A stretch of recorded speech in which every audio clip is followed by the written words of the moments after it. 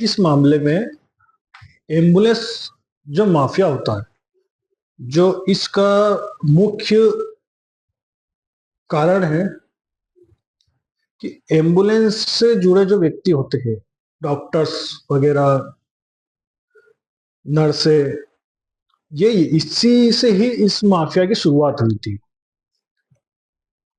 पूरा जैसे एम्बुलेंस वाला व्यक्ति हॉस्पिटल अगर उसको लेकर जाता है, मरीज को प्राइवेट हॉस्पिटल, तो उसको काउंटर 5,000 रुपये मिलता है, काउंटर फीस। और फिर उसको उस बिल में से, मरीज के बिल में से उसको 25% उस एम्बुलेंस वाले चालक को उस बिल में से दिया जाता है। अगर 1 लाख का बिल होगा तो 25,000 रुपये उसको दिया जाएगा, जो पेशेंट लेकर आता है। इसमें सरकारी हॉस्पिटल के डॉक्टर्स भी जुड़े रहते हैं, नर्सें भी जुड़ी रहती है। ये एक पूरा सिंडिकेट था जो हमारे द्वारा इसको उठाया गया। इसमें सबसे पहले मेरी मदद करी पत्रकारों ने, मंदसौर के दैनिक भास्कर वगैरह, इन्होंने मेरी अच्छी खासी मदद करी। फिर हमारे यहाँ कलेक्टर वगैरह साहब थे, कलेक्टर साहब ने भी इसमें मेरी फुल सपोर्ट कर कर, जब उनको पूरा मामला समझ में आया तब उन्होंने अच्छी मदद करी हमारी। इसमें बहुत सारी चीजें ऐसी है जिसको अपन लोग सब एक टीम बनकर मिलकर ही हटा पाएंगे एकदम से। ये एक ऐसा कैंसर है समाज का, मरीजों के साथ जो दलाली की जाती है, ये एक ऐसा कैंसर है कि इसको इतनी आसानी से हम लोग नहीं मिटा पाएंगे। इसके लिए शासन, प्रशासन, जनता और पॉलिटिक भी इसके साथ चलेगी, तब जाके ही अपन जनता का भला कर पाएंगे। क्योंकि प्राइवेट सेक्टर इतना हेवी हो चुका है अब अपने देश के ऊपर कि हम लोग चाहकर भी इनका मान लिया जाए कि हम इनका नुकसान सिर्फ 40% तक कर पाते हैं, जब शासन हमारे साथ होता है तब। शासन अगर साथ नहीं होगा तो इन लोगों के ऊपर कोई भी आंच नहीं गिरती। एम्बुलेंस हुआ, फिर झोला छाप डॉक्टर्स हुए। अब जो गर्भवती महिलाएं होती है, इसमें भी ये माफिया खुलकर काम करता है। जैसे महिलाओं की प्रेगनेंसी से लेकर उनके ऑपरेशन तक ये लोग इनके साथ लगे रहते हैं। सोनोग्राफी कराना, जबकि एक या 2 सोनोग्राफी हो सकती है, पर ये 5-5 सोनोग्राफी करवाते हैं। और उसके बाद जो नॉर्मल डिलीवरी हो सकती है, हमारे यहाँ डॉक्टर साहब ये 98% पर आ चुकी है। मतलब अगर 10 महिलाएं गर्भवती है तो करीबन 9 जनों की वो सीजर ऑपरेशन करके ही डिलीवरी करते हैं। तो ये जो 5 सालों में ऑपरेशन का जो रेट बढ़ा है एकदम, ये भी एक गलत है। प्राइवेट हॉस्पिटलों में तो जैसे आप मरीज ले जाओगे, वो ऑपरेशन की ही बोलता है, वो नॉर्मल डिलीवरी की कभी नहीं बोलेगा। ये जब मामला हमने पूरी बातचीत करके इसको उठाया, आरटीआई से जानकारी ली, शब्दों से जानकारी ली, हमारे पत्रकार महोदय ने भी जानकारी दी इसमें, तब मालूम पड़ा कि इतने परसेंट पर 98% पे 98% पर आकर इतनी भयानक तरीके से डिलीवरी हो रही है।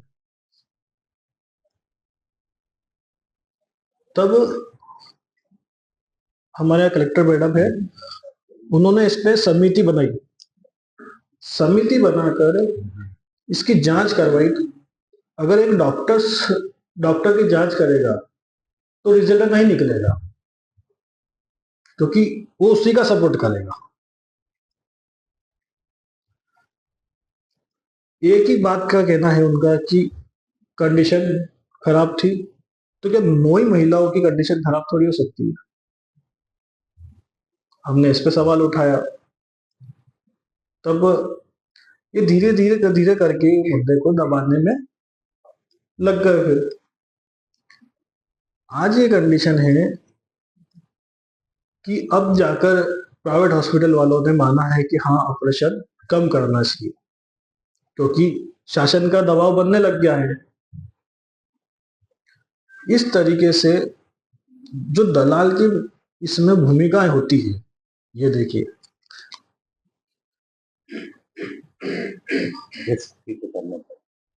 बस रिक्स हर महिला में, क्या रिक्स ही है क्या? इतने बड़े सिंडिकेट बन चुका है ये, मरीजों की दलाली के रूप में पूरा काम करने लग गया है।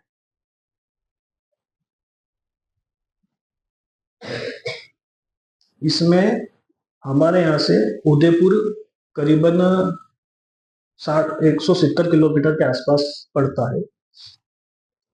उदयपुर के डॉक्टर्स ने और वहां के बड़े बड़े हॉस्पिटलों ने मंदसौर में एम्बुलेंस फ्री दे रखी है। जो एम्बुलेंस संचालक है वो भी इसमें आएगा, फ्री ऑफ चार्ज बांट रखी है, ताकि उन लोगों को मरीज मंदसौर से मिल सके। और उन्हीं वो मामला हमने जब उदयपुर के डीएम साहब को पूरा बताया, तब जाकर वहां पर भी कई हॉस्पिटलों में सील लगी, परमानेंटली बंद कर दिया गया कि इतना कैसे है।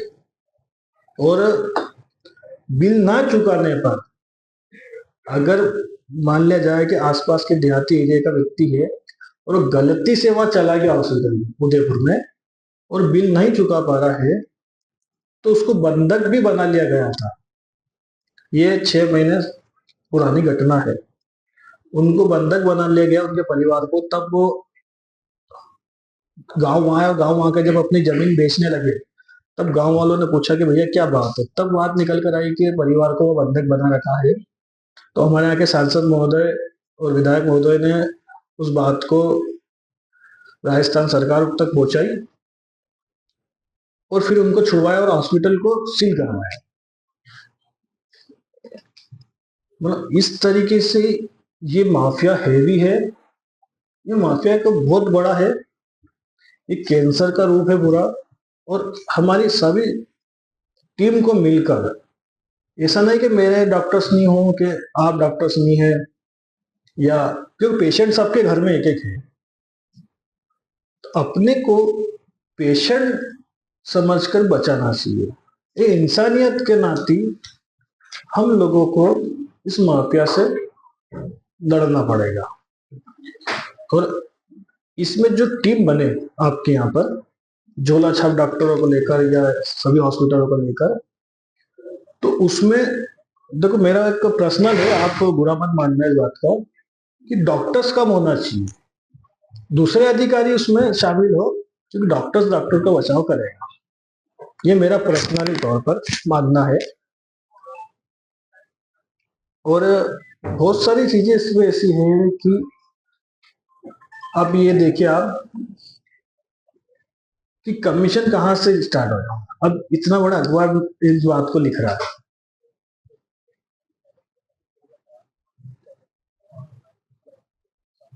ये जानकारी कहाँ से मिलेगी इन लोगों को भी,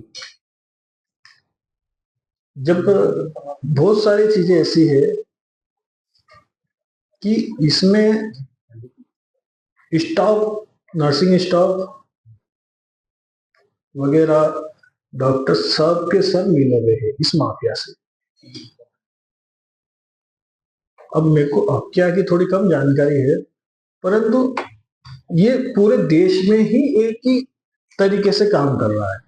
आपके दिल्ली नोएडा में भी यही कंडीशन है, आगरा में भी मैंने आगरा के एक बार सीएमओ साहब का फोन आया था, तब आगरा में भी इस दिल्ली के बाद आगरा में इस तरीके का पूरा मामला निकल कर आया और अच्छी खासी वहां पर डीएम साहब ने टीम बनाकर आगरा में आपके उत्तर प्रदेश में और काम किया।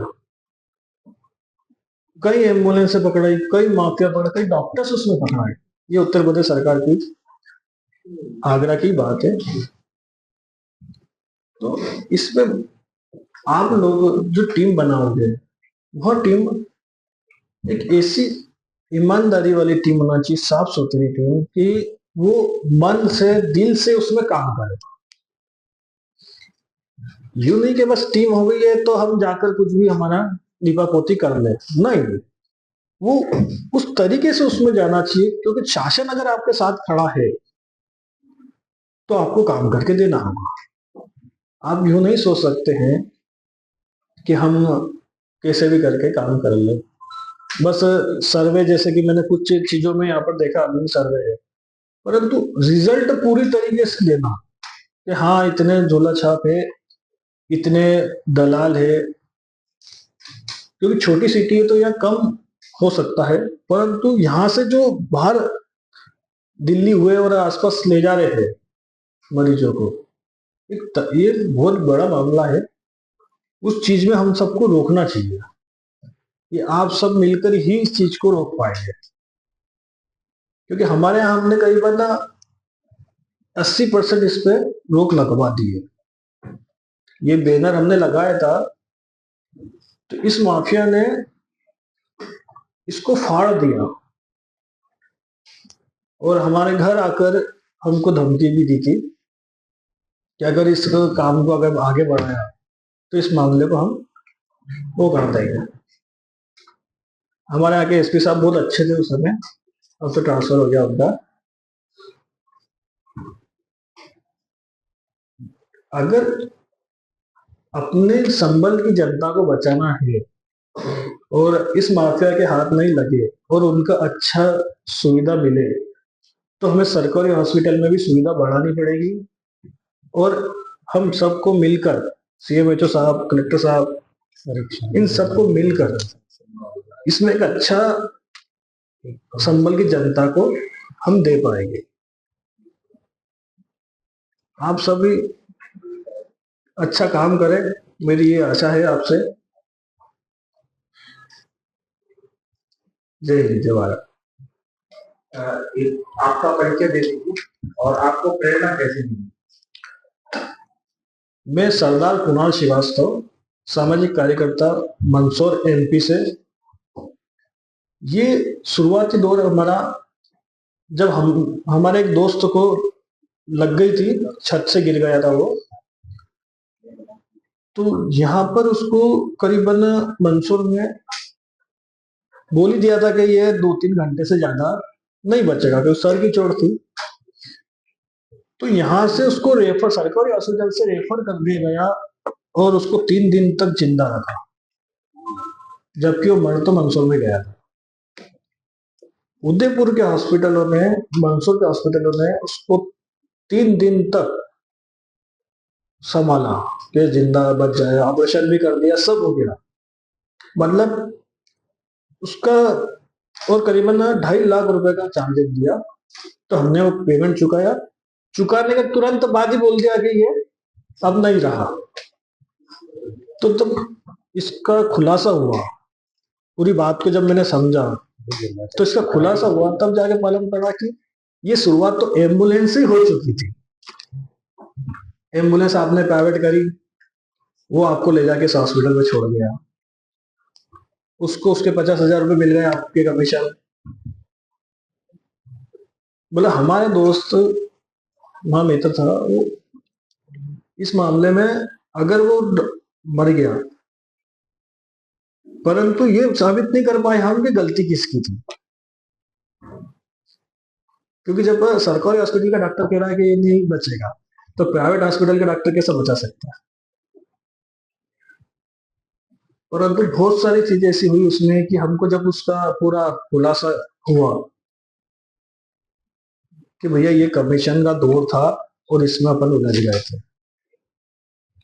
और आज ये कंडीशन है कि हमारे यहाँ कोई आता है पेशेंट, अगर गंभीर चोट हो जाती है तो सरकारी हॉस्पिटल के डॉक्टर से उसको समझा देते हैं। अभी हाल ही में हमारा मेडिकल कॉलेज खुला है मंदसौर में, कि भैया ये कैसा होगा, क्या होगा इसका। परंतु जब तक हम पे नहीं बीतेगी तब तक हम नहीं जगेंगे। ये भी एक हमारी समाज का और हमारा वो है कि जब तक हम पे आएगी नहीं, जब तक हम बाहर नहीं निकलेंगे। तो हम पे आने ही मत दो, और उससे पहले ही अपन अगर सतर्क हो जाए तो आज हम कई लोगों की इसमें जान बचा सकते हैं। कई लोगों की हम सब मिलकर जान बचा सकते हैं। इस माफिया से कैसे करके अपने संबल को बचाना है, ये आप अपनी टीम द्वारा समझिए। मैं 2-3 बार इन लोगों से बच गया, क्योंकि जब उदयपुर वालों ने सोचा कि इसको मारने से बजाय तो इसको खरीदने में सारे, तब ये लोग मंदसौर भी आए कि इसको 10-20 लाख रुपए देके खरीद लो, क्योंकि ये पूरा रैकेट। हमने तो ये 100 करोड़ रुपए का सालाना का रैकेट है, और हमने तो 40 करोड़ रुपए लिखा था। ये 100 करोड़ रुपए का सालाना का रैकेट था। तो हमने सोचा 10-20-40 लाख रुपए देके इसको रफा दफा करो। मंदसौर भी हालांकि आए, वो प्राइवेट हॉस्पिटल वालों ने मिलकर मीटिंग करी। मेरे खिलाफ कई ऐसे मामले उलझाने की कोशिश करी गई। मेरे घर पर नशीला पदार्थ, हमारे इधर जैसे कि अफीम और डोडा चूरा बहुत चलता है, कि मेरा घर पूरा चारों तरफ से खुला है। तो उनने सोचा कि एक बोरी इसके घर में फेंक देंगे और पुलिस बुलाकर केस बना देंगे। परंतु ये बात मुझे मालूम थी, तो हमने एसपी साहब को पहले सूचित कर दिया था कि मेरे घर पे ऐसा हो सकता है। रही बात, जब मुझे मारने के लिए लोगों ने पूरी तैयारी कर ली थी, शूटर इनके आ चुके थे, तब एसपी साहब को सूचना मिली मुखबिर के जरिए कि कुणाल को आज दशपुरगंज के बाहर कुछ लोग हमला करने के लिए आए हैं। तो चारों तरफ टीम लगी। जो लोग से मेरा विवाद था इस मामले को लेकर, उन लोगों को तत्काल रातों रात उठाया गया, उससे पूछताछ की गई। तो कुछ राजनेता भी इसमें उतर गए, यार इतना बड़ा क्योंकि मामला 100 करोड़ रुपए का साल का है, तो उसमें सभी लोग इन्वॉल्व होंगे। ऐसे कई बार हमला होने की मेरे ऊपर चांस आए, परंतु शासन की सूझबूझ से मैं इसमें बचा हूं हमेशा। हमारे जैसे हमने एम्बुलेंस से करी थी यहाँ, और झोला छाप डॉक्टर्स, ये दो इसका मुख्य कारण है। एम्बुलेंस के ड्राइवर जो उसका संचालन करता है वो, और झोला छाप डॉक्टर्स, ये ही व्यक्ति सीधा पेशेंट को हॉस्पिटल तक ले जाएंगे। और ये भी एक नजर रखना कि जो नर्सिंग होम है उसका मालिक कौन है, क्योंकि वहां डॉक्टर्स बिठाना एक अलग बात है, जो मेन मालिक होता है वो सिंडिकेट को चलाता है। हमारे यहाँ यही सिस्टम है कि मालिक हॉस्पिटल के कोई और है और सिंडिकेट चलाने वाले कोई और है। डॉक्टर्स को फीस दे दी जाती है उसकी, महीने के 2-4 लाख रुपए जो उसको सेट कर दिया, परंतु पूरा काम काउंटर फीस से चालू हो जाता है। इसमें मुख्य भूमिका एम्बुलेंस माफिया और झोला छाप डॉक्टरों की मेन भूमिका इसमें रहती है।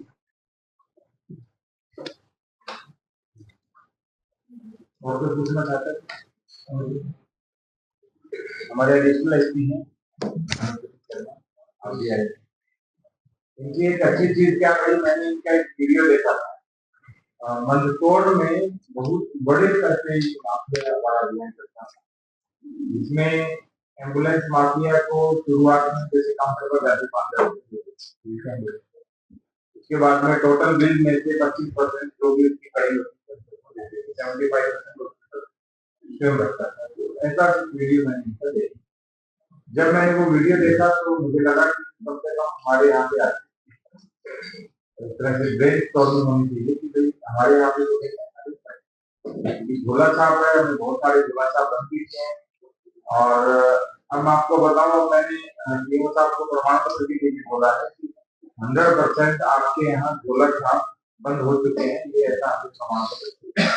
इसके बाद में फिर पुलिस और प्रशासन की टीम मिल करके फिर छापेमारी करेंगे और हम उसके बाद फिर जहाँ पर कर लेंगे। तो श्रीवास्तव जी, आपके यहाँ पे जब पुलिस की तरफ से जो एक्शन हुआ उसमें जैसे शासन की टीम संयुक्त रूप से एक्शन करे गई होगी, तो वहाँ पे फिर पुलिसिंग एक्शन था क्या एफआईआर हमारे यहाँ जैसे गैंगस्टर उस तरह की कार्रवाई हो सकती है हॉस्पिटल और माफिया दोनों के विरुद्ध, मतलब एक्शन क्या रहा आपका? ना तो इसमें एफआईआर हुई पुलिस की तरफ से, ना हॉस्पिटल की तरफ हुई। हाँ, लेकिन पुलिस ने इसमें एक अच्छा काम ये किया था कि इनकी जितनी एम्बुलेंस थी, करीबन 22-23 एम्बुलेंस हमारे यहाँ एक साथ पकड़ी थी, सुबह सुबह पकड़कर सरकारी हॉस्पिटल के बाहर से, और करीबन 6 से 7 महीने तक उनको जमानत नहीं थी। जमानत नहीं थी मतलब एम्बुलेंस नहीं छोड़ी। फिर कुछ नेता लोग इसमें उतरे, क्योंकि इसमें बहुत बड़ा बड़ा रैकेट चलता है, तो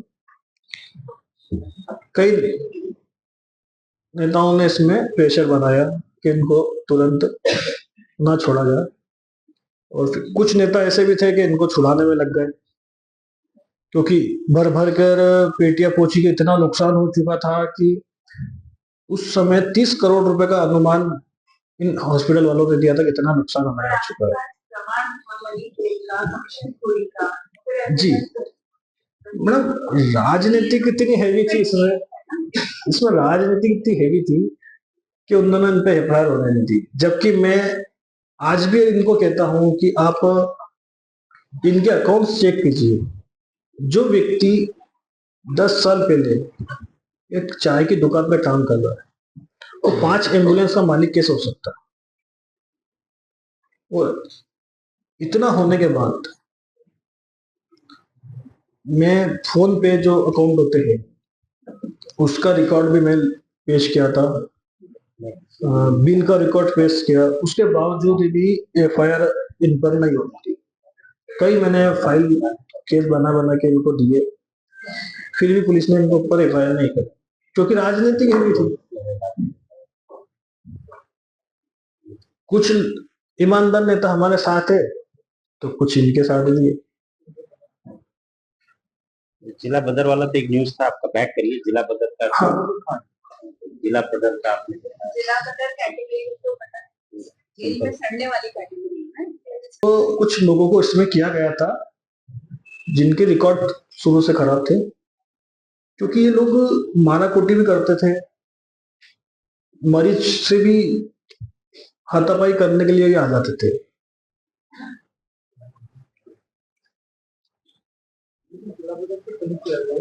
हाँ।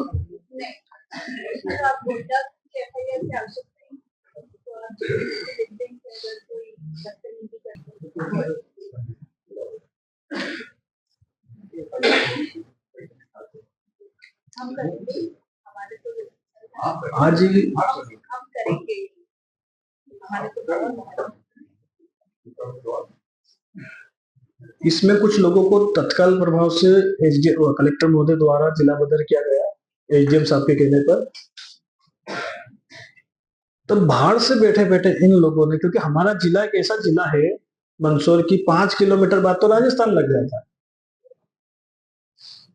तो ये लोगों ने वहां से निकलकर जिले से बाहर राजस्थान, राज्य चेंज हो गया, तो जिला बदर का इनको कोई फर्क पड़ा नहीं, क्योंकि हमारे यहाँ जितने भी जिला बदर होते हैं या तो वो खेत पे रह लेंगे या उनके फार्म हाउस पे, क्योंकि फार्म हाउस अधिकतर राजस्थान में बने हुए हैं, उनके घर एमपी में है। बॉर्डर वाले में बहुत ज्यादा बॉर्डर एक हमारे यहाँ 5 किलोमीटर पे बॉर्डर लग जाती है राजस्थान बॉर्डर, पूरा हमारा मंदसौर राजस्थान से ही घिरा हुआ है, तो जिला बदर का इन पर तो कोई असर हुआ नहीं। और शासन, जो बड़े राजनेता थे राजस्थान के, उनके दबाव में मंदसौर का शासन आ गया। भोपाल से फोन आने लग गए कि अरे आप तरीके से कार्रवाई नहीं की। अब हमारी रिपोर्ट्स हम बना के देते हैं, तो हमारे यहाँ कलेक्टर साहब का पूरा मन था कि यार हम लोग इस पे काम करना है, जैसे साहब का मन है, एसपी साहब का मन था। परंतु राजस्थान के एक बड़े नेता का जमई का हॉस्पिटल है, जिसको मैंने वहां पर सील करवाया था, सूर्यांश हॉस्पिटल वगैरह, और कनक हॉस्पिटल करके एक बड़ा हॉस्पिटल है, जिसमें कई लोग कोरोना में मारे गए थे ऑक्सीजन खत्म होने की वजह से। जब मैंने मंसो में रिपोर्ट पेश करी उसके खिलाफ, राजस्थान में मैंने रिपोर्ट पेश करी कलेक्टर साहब को, तो वो पता चला कि वो एक बड़े नेता का जमाई है, तो उसको बचाकर दूसरे हॉस्पिटलों को सील कर दिया, जबकि उसकी मंदसौर में 3-3 एम्बुलेंस उसके हॉस्पिटल के नाम पर रजिस्टर्ड चल रही है। यहाँ से मरीज वो ले जाकर अपने हॉस्पिटल में भर्ती करता है, और उनको बिल ना चुकाने पर बंधक भी बना लिया जाता है। जब तक वो उसको 1 लाख रुपए का बिल नहीं देगा तब तक, क्योंकि हमारा एरिया 100% एक ही टीम लगानी,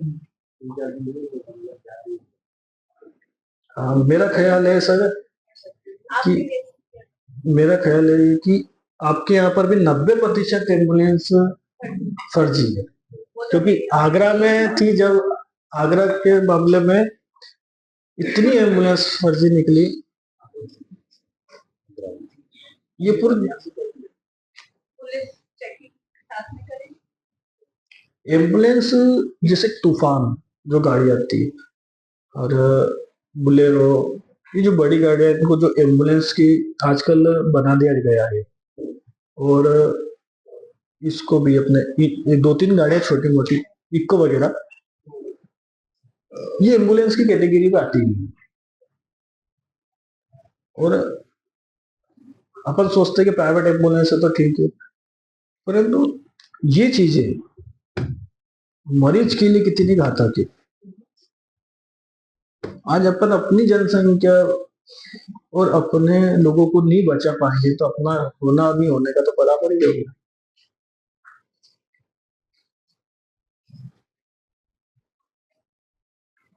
एम्बुलेंस के मानक भी होते हैं, उसके अंदर क्या क्या चीजें कौन सी जगह, बहुत सारी चीजें प्राइवेट एम्बुलेंस में 90% नहीं पाओगे किसी में नहीं। और यही तो सरकारी में तो हमारे यहाँ तो ये होता है कि हम मंथली 102 108 अपने चेक करवाते हैं, अब बन के उनकी जाती है, हमारे पास कौन सी दवा नहीं, तो बस क्या नहीं। प्राइवेट में नहीं, वो तो एक गाड़ी कर ली है, बस अपना वो हूटर लगा लिए, दबाते चले गए, कोई रुकने वाला नहीं। डीजी के सामने 300-400 एम्बुलेंस दोनों साइड पड़े के हर गलियों में जो है 300-400 एम्बुलेंस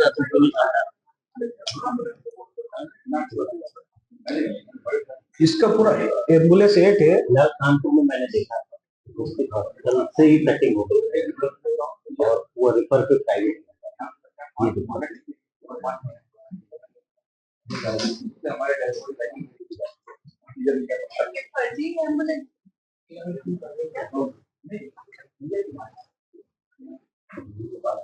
ये भी है ना, हर एम्बुलेंस का एक फिक्स होता है कि आपके पास ये चीज होनी चाहिए, ऐसे ही चलता है।